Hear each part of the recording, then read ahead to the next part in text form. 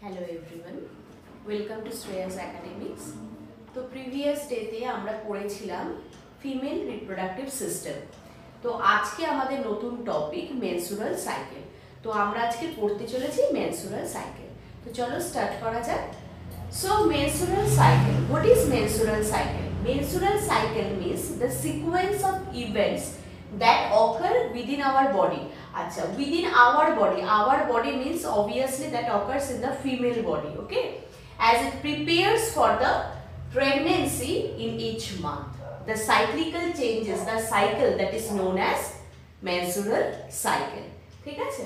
তো এই যে ধরো আমাদের যে অর্গানিজমসরা বিভিন্ন টাইপের রয়েছে, মানে এই মেনস্ট্রুয়াল সাইকেল শুধুমাত্র যে হিউম্যান বিংসে দেখা যায় তা নয়, বিভিন্ন অ্যানিমালসদের ক্ষেত্রেও দেখা যায়।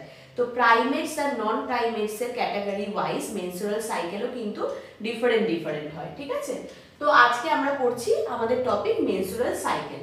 So how long is the normal menstrual cycle? এই মেনস্ট্রুয়াল সাইকেল কত দিনের হয় বা ডিউরেশনটা কি?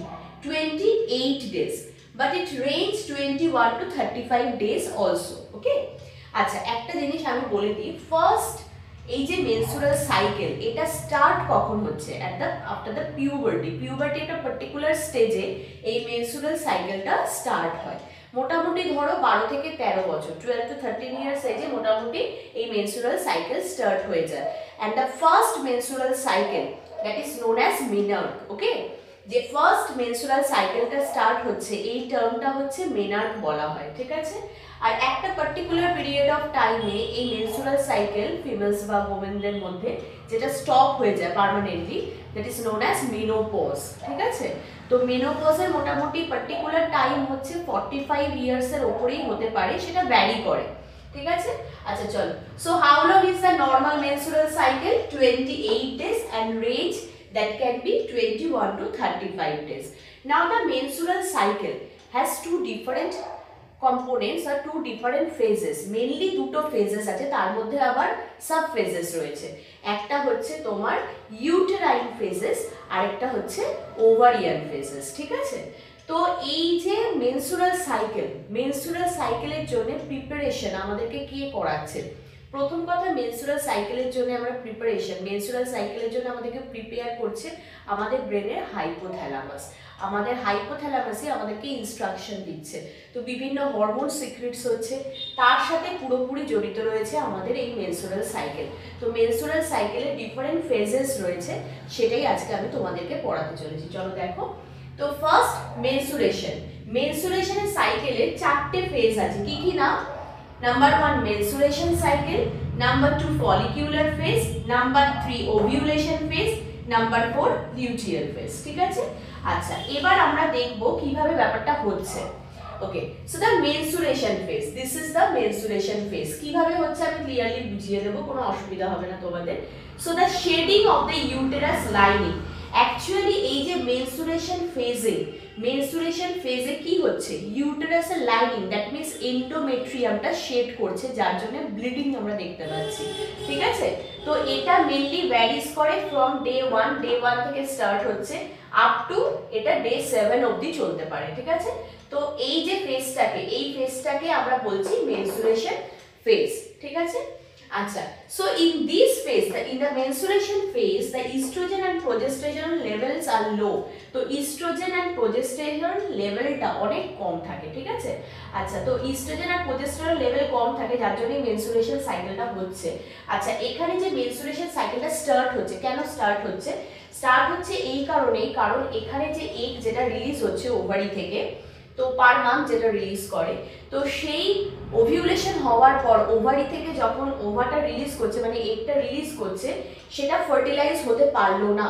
তো ফার্টিলাইজ এনাফ বা স্পার্ম পায়নি বলে, ফার্টিলাইজেশনটা হয়নি বলে, সেখানে এটা এন্ডোমেট্রিয়ামের লাইনিংটা জাস্ট বার্স্ট করলো, ওটা রাপচার করে বাইরে বেরিয়ে এলো, আর সেটাকেই আমরা বলছি মেনস্ট্রুয়েশন সাইকেল, ঠিক আছে? আচ্ছা, আফটার দ্যাট মেনস্ট্রুয়েশন সাইকেলের পর এখানে দেখো ধীরে ধীরে মানে ফলিকুলার ডেভেলপমেন্ট হচ্ছে। তো next phase is known as follicular phase. So what is follicular phase?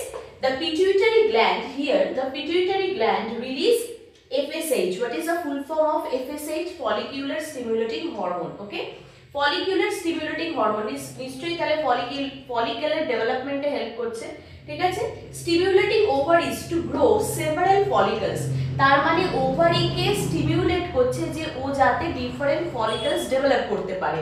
তো এটা কোথায় হচ্ছে? এই ফেজে হচ্ছে, দ্যাট মিন্স ফলিকুলার ফেজে হচ্ছে। and it varies, it stays up to 12 days, মানে এটা 12 ডেজ অবধি চলে। দেখো এখানে 7 ডেজে পর্যন্ত থেমে গেল মেনস্ট্রুয়েশন সাইকেল, তো 8, 9, 10, 11, 12 এই পুরোটা হচ্ছে up to 12 days follicular phase. Clear? Now the ovulation. Ovulation, a surge in the LH triggers the dominant follicle to release a mature egg from the ovary.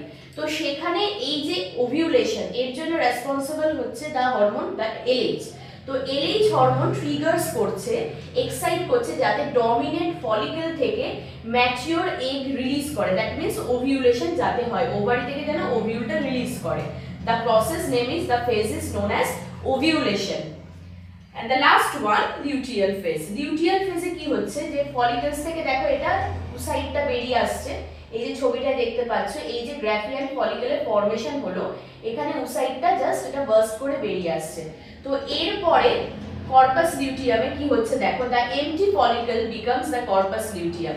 তো এমটি ফলিকল থেকে যেটা তৈরি হয়ে গেল কর্পাস লিউটিয়াম, সেখান থেকে আবার progesterone formation হচ্ছে, producing progesterone to main the thickened uterine lining for a potential embryo, যাতে পোটেনশিয়াল একটা এমব্রায়ো ফর্মেশন করতে পারে, সেক্ষেত্রে হেল্প করছে এই লিউটিয়াল ফেজে। তো এখানে মেনস্ট্রুয়েশন হলো আমরা দেখলাম, এখানে ফলিকল ডেভেলপমেন্ট হলো, এখানে ওভারি থেকে ওভিউলেশন হলো, উসাইড রিলিজ হচ্ছে, এখানে কর্পাস লিউটিয়াম ফর্মেশন হচ্ছে, প্রোজেস্টেরন ফর্মেশন হচ্ছে। তো এইভাবে স্টেপ বাই স্টেপ চলছে। এবার ধরো এই যে মেনস্ট্রুয়েশন সাইকেল যখন চলে তার প্রচুর সিমটমস রয়েছে, লাইক মুড সুইংস হতে পারে, স্টোম্যাক ক্র্যাম্পিং হতে পারে, মানে ধরো হাতে পায়ে ব্যথা হতে পারে, অনেক কিছু হতে পারে, সেটা মানে ফিমেল টু ফিমেল ভ্যারি করে। তো যখন এই ফার্স্ট এই মেনস্ট্রুয়েশনটা স্টার্ট হয় সেই ফেজটাকে আমরা বলছি মেনার্ক, আর যখন এই মেনস্ট্রুয়েশন সাইকেলটা পার্মানেন্টলি স্টপ হয়ে যায় ওমেনদের ক্ষেত্রে সেটাকে আমরা বলছি মেনোপজ। ঠিক আছে, তো আজকে আমাদের ক্লাস এতটাই। নেক্সট দিন এই রিপ্রোডাকশনের নেক্সট পার্ট নিয়ে আমি চলে আসবো। তো আমার ক্লাস অবশ্যই ভালো লেগে থাকলে লাইক অ্যান্ড সাবস্ক্রাইব করে দিও, শেয়ার করে দিও। Thank you so much.